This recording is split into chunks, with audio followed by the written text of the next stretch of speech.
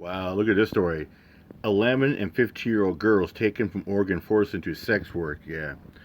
Police believe 25-year-old Ezra Winana transported an 11-year-old and a 15-year-old girl over 300 miles from Oregon to Bellevue and allegedly forced them to attempt to engage in sex work on Aurora. Oh, Aurora Ave? Holy mackerel. Shit. Whoa. Yeah, check it out. Imagine you're 11, 15 years old, hundreds of miles away from home, and this guy just dumps you on the side of Aurora and says, hey, get to work. That's the reality of what happened to these two young girls.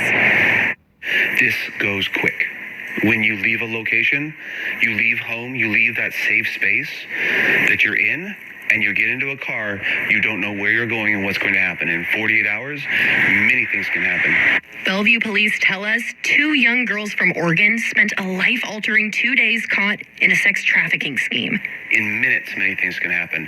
And in this circumstance, bad things happened. Investigators say it all started on social media, Snapchat and Instagram. Two girls from Eastern Oregon connect over the seemingly harmless topic of makeup routines. But their shared interest spiraled into something far more sinister once a man by the name of Sleaze stepped into the picture. Sleaze and a friend of his drove down to Pendleton to pick the girls up and bring them back here to Western Washington.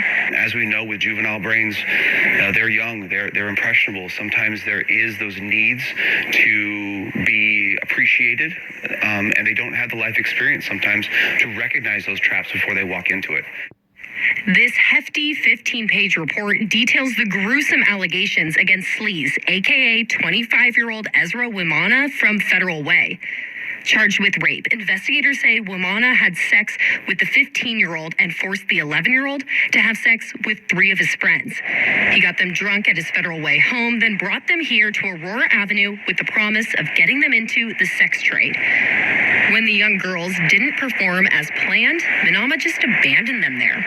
I would say the two girls did not expect what they got when they left Oregon. Shortly after, authorities in Oregon reached out to Bellevue police.